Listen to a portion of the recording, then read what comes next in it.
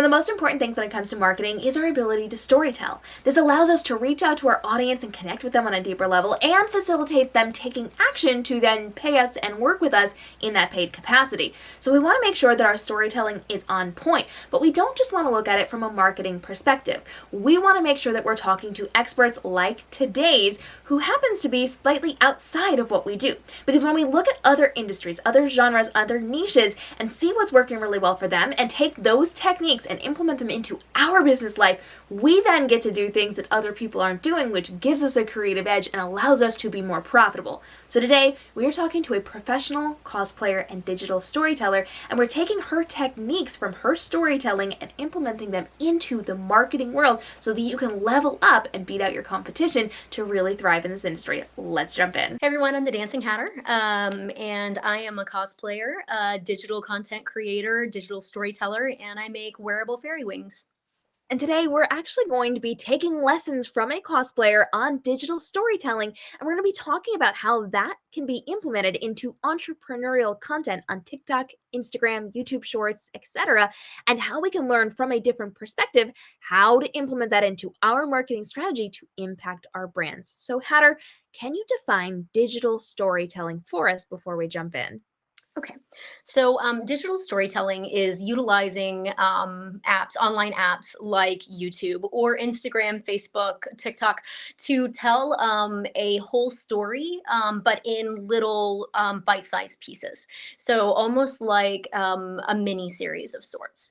And then digital storytelling usually includes some type of collaboration with other creators, but sometimes it's done solo. Sometimes I tell stories and it's just me, and sometimes I play 5 different characters and tell a story with me and myself. So yeah, that's what it is. And I love that because as entrepreneurs, we have to use that as well. We can't just be talking about ourselves all the time. Yes, it's important to share our stories and our arcs and what we're going through and how our businesses are working, but it's also incredibly important to pull in other people. And that can be in the form of collaborations by bringing in other people, but it can also be telling the stories of our clients and our members and our students. So we are highlighting the people that we are working with and sharing their stories as well. So digital storytelling for us is going to involve a lot of the same principles as someone like you who is doing cosplay heavy content on your pages. So let's talk a little bit about what your process is like for identifying your digital storytelling and then implementing it into your cosplays. And then we'll talk about how we can implement that as a business person into our marketing. Okay, so the way that I do this is that usually when I tell stories online, they're with my original characters, and and so I will take them on a story arc. Usually, what we do is I take current timeline, and then eventually I'll circle back and carry out backstory, depending on what's taking place.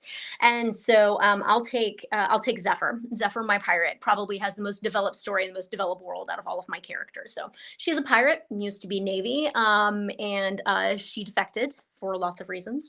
And now she's a sailing master for the Spanish Row. And so what I do is that you start off with an intro video. So first you have to introduce the character, and usually you want this to just be like a bite-sized nugget where you are trying to hook your readers. Transitions are amazing for that. So like my viewers, it's just become a standard practice of mine that I start every single session with a vibe check. And I will make sure that I pick an audio that when I transition is going to match the vibes of my character. I don't really care so much if the sound is trending, because what I have found is that my brand is more important to perpetuate than a trend, because I'll get lost and buried in the trends. If it happens to overlap and it's my brand and it's a trend, boom, that's amazing. That's fantastic. And so, but I'll start off with that. And usually what happens is that because number one, TikTok, Instagram, they love a transition. They just do, Yeah. because you love to see one person turn into someone else.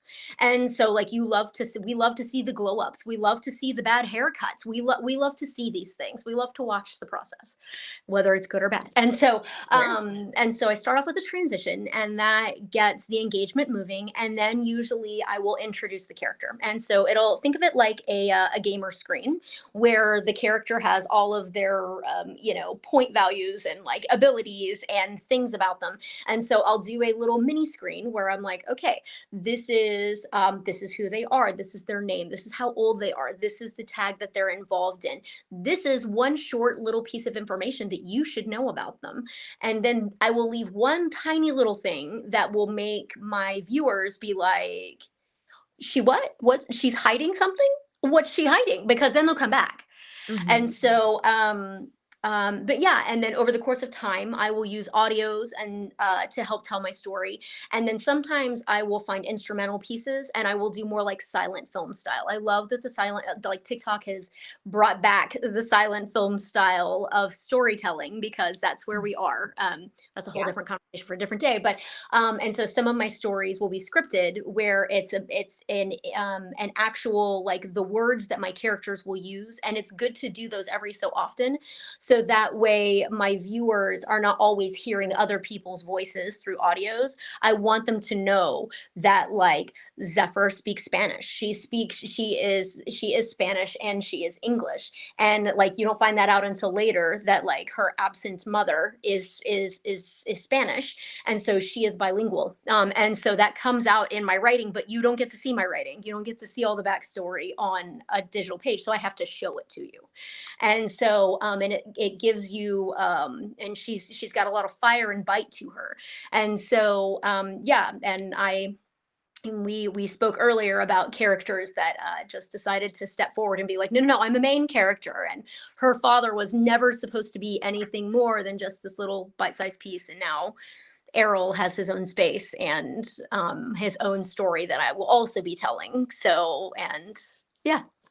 And there's so many good nuggets just from that conversation. You started off by saying transitions are incredibly important on social media, and that is true.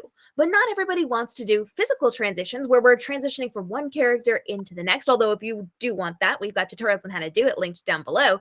But you can use that same principle in your marketing. Show the transition, the before and the after. We love to see the results and the glow ups.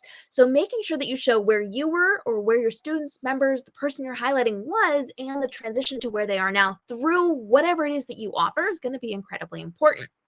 We also love that we can go through and really pay attention to the characters we're creating in our cosplays, but also inside of the narrative that we're telling. So making sure that we have fully developed what we're doing, understand who they are, and then tell those stories is going to be incredibly helpful. Now, you gave us some really good things that we can be chatting about, but before we dive into too much more, I want to hear more from you. So you're developing your characters, you're creating storylines, you're using what works best. You are not leaning into trends unless it fits your brand, because you're looking to not get lost in the masses, which is incredibly important, something we talk about a lot here. But what are you going to do once you kind of have a through line? Once you've decided the arc you're going to be telling, you're doing it in small little pieces. Each video is a small section of a bigger story, and each section is a completed story from start to finish, whether you're using audios or you're doing your silent films or you're having a conversation in your marketing content. What do you do to kind of complete that through line through the series of videos that you're creating? So there are two things. So this is a more literal response. So if you have, because of the way that the algorithms function, I have to make sure that it is easy for you to go back and find my other content. And so and you have to know your platform. So for TikTok, if you have the playlist function, that's amazing, but you have to have 10,000 followers for that to work, whatever. But what you can do is you can use a hashtag. And so each one of my characters has a hashtag, and my wing business has its own hashtag. So if you like that content, you can click on that hashtag, and everything underneath that hashtag is just what it is, the specific thing that you wanted. And on some platforms, you can actually follow a hashtag. Like, you can say, follow this hashtag. And that means that they're more likely to put it into your feed so you see it more. And so, if you have when I have a character on Instagram, Instagram is very easy because it's very, and for me, I don't create as much on Instagram like I do every other day, versus TikTok, where I do about 5 videos a day on TikTok, because theirs is a little bit, their algorithm is a little more finicky. And so, and they prefer quantity and quality. They're like, you have to give us everything. So, and so if you need to have a way that it's easy to access. And so if your platform doesn't automatically have a way for you to do that, create a link tree. Make yourself a link tree with each of your characters. And so underneath that link tree, like you can have a Google Doc and have all of your TikToks, like all of them linked right there. And so, like, if somebody's really invested, they can go and do that. But you want to make it as easy as possible. That hashtag is super important. You want to make sure that you do a clean hashtag that has no views on it, because somehow my King Vincent is now tied to a dog named King Vincent. And I mean, I appreciate the views, but what happens is that then that muddles your feed. And whereas somebody who maybe was trying to find the dog and they find me, that doesn't actually help me, because as soon as they see me, they scroll away and the algorithm says, oh, this isn't content people value or want to see. So you want that hashtag to be as clean and blank as humanly possible. If there are even too many deviations similar to it, you want to change it enough to where it would be difficult for someone to replicate or less likely for someone to replicate. And that was bad on me. I knew better, but you know what? Sometimes we have those moments. So yeah. Yep. And it's really important to be leveraging the platforms that you are on. Like you mentioned, I love on TikTok that we can actually respond to comments, and we can do that on Instagram now as well. So that actually links them. So you can go back and look through the different content that is related to that content. So whether you are creating a storyline with a cosplay or you're answering a specific series of questions related to a specific topic, you can actually link them back. And then when somebody sees that first video or the third video or the sixth video, they can look in the comments and see everything that was linked back to it to easily find the beginning point of that conversation or to see the other steps in whatever instructional content you are going to be creating. So leveraging the content on the platform that you are creating on is incredibly important. What other things have you learned that have really helped you to market yourself on a given platform? So trying to understand what they want to see, because every platform is actually, you and I have discussed. So I'm going to be starting my YouTube channel, but what I'm having to do is I'm having to figure out what my brand is, because every time I put something out, the algorithm takes that information and they feed it, and then they cultivate things. My TikTok growth was very unusual because when I started off, I was doing dance trends because I'm a dancer, and I was doing dance trends and I was doing like parent content because I thought that's what I was doing on this app. And then I found cosplay and I was like, where's this been all my life? And so when I pivoted, the algorithm who had been sending me people for like dance trends, they were like, why do you have a beard on? And I'm like, because it's amazing. So you have to make sure that you know what you're, like for TikTok, you have the rule of 80/20. 80% of your page should be one specific thing, and then you can have 20% of the other, and usually the 20% of the other is you. Because like my people that come to follow me on TikTok, yes, they like my cosplay content, but there are a ton of cosplayers and I'm not really doing anything cutting edge or amazing. I mean, like, it's all right, but the thing that I have actually gotten more feedback about is people are like, I like that you interact with the people who are saying things on your page. Like, I like to hear your voice. I like to hear the stupid stuff that you did while trying to cosplay in fangs and they kept falling out. That's funny to me. And I get to know you as a person. So then they have a vested interest. And so and that's actually the so like be you, because that, like, because you are not only selling your product, you are also selling yourself. And people are want to be invested in you as a person. They're more likely to send you more business because they're like, no, no, no, no, this is a good person. Like, I want you to give your money to this person because they're a good person. And so like that matters. We like to invest our money in places that we feel good about. And so you that's what I would suggest. And then the other thing is that um tempering my expectations for what I could do without burnout has been incredibly important. Because if you're burned out, you can't pour from an empty cup. And then your content will suffer, and your viewership will also be like if you're just cranking stuff out and you don't feel good about it, eventually your viewers are going to they're going to stop coming back. because the algorithm is not always the kindest and make sure that your followers see you. So you have to be memorable enough that people are like, oh, you know what, I haven't seen so and so in a while, let me go find them.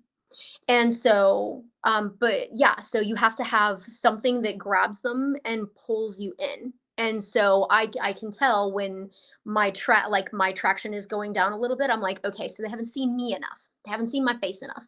And so then I'll be like, yeah, I remember that you liked Lucio. He's insane. Let me just be real animated on the screen. So the algorithm is like, what is this chaos? Let me just shoot it into the void and see what happens.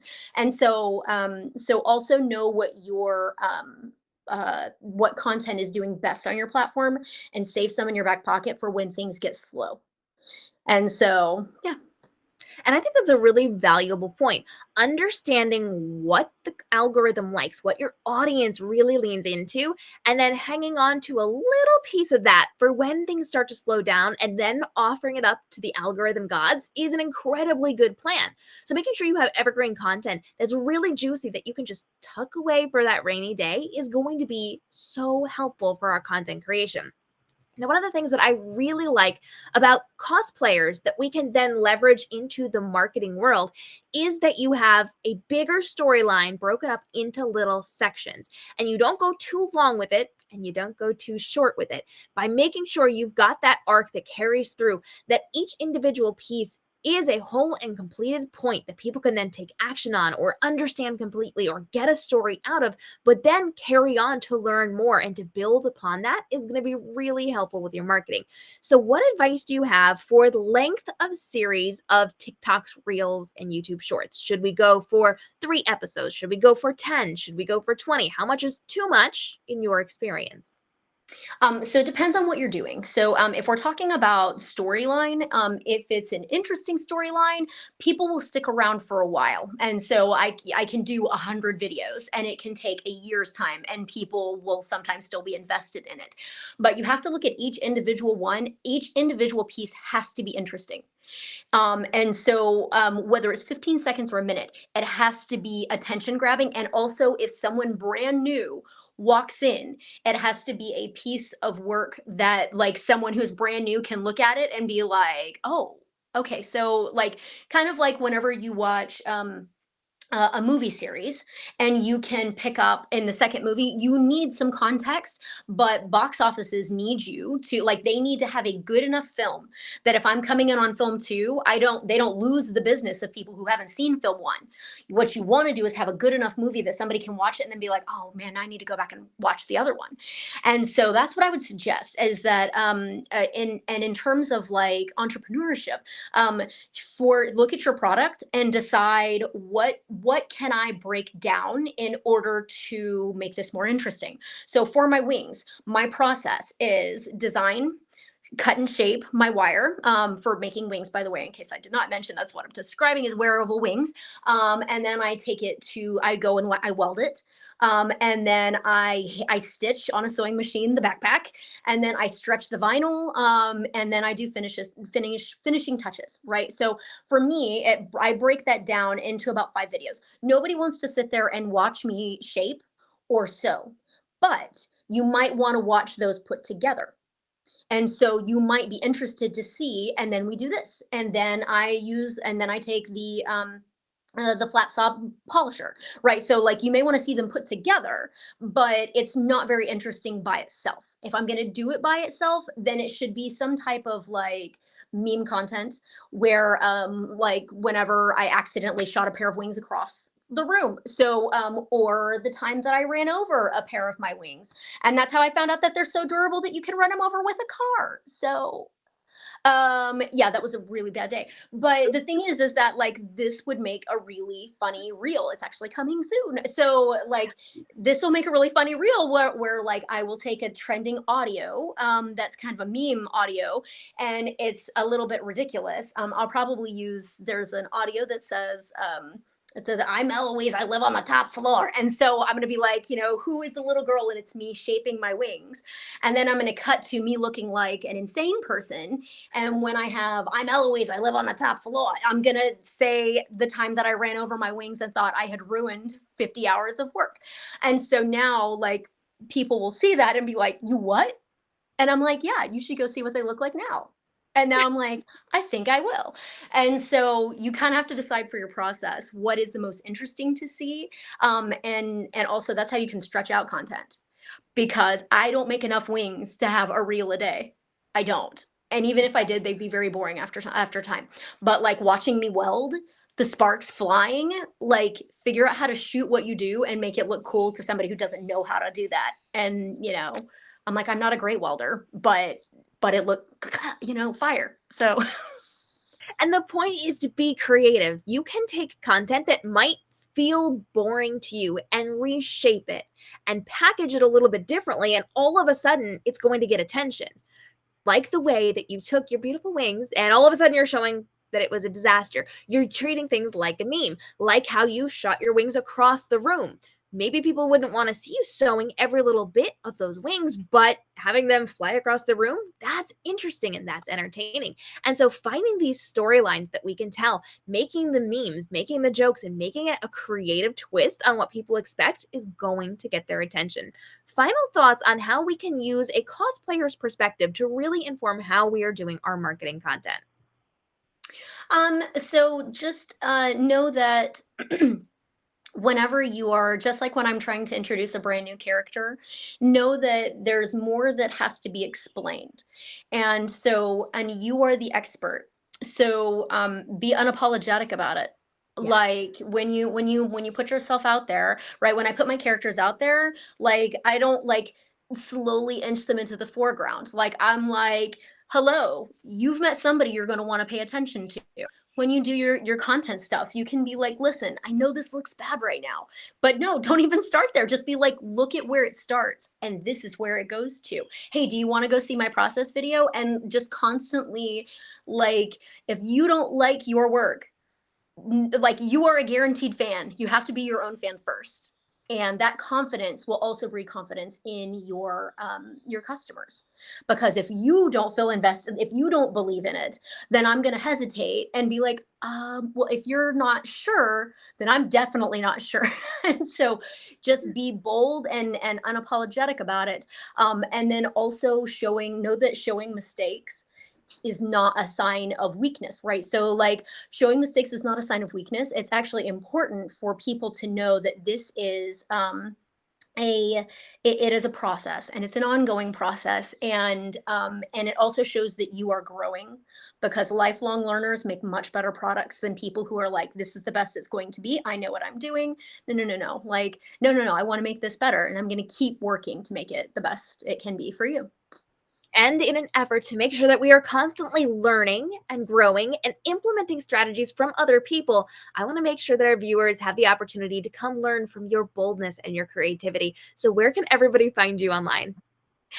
So I'm the Dancing Hatter, and it's the Dancing Hatter on Instagram, TikTok, and on Facebook. And then my wings you can actually find on Hatter Designs on Etsy, and it's also, I have a separate page just for wing content in case me wearing a beard is not your cup of tea. That's okay, but I have just a wing page in case you would like to see my processes. If you have questions about storytelling, go ahead and drop those down below. And if you didn't know, I'm a multi-time best-selling fiction author who loves telling stories both in the business life and in the fictional realms. So we can get your questions answered ASAP and make sure that you are leveling up your storytelling as well. And make sure you hit that subscribe and notification bell, because every single day I'm dropping new videos with guests just like today's, helping you to level up inside of your marketing so that you can spend less time creating your content but be more profitable because of it. I'll see you in the next episode.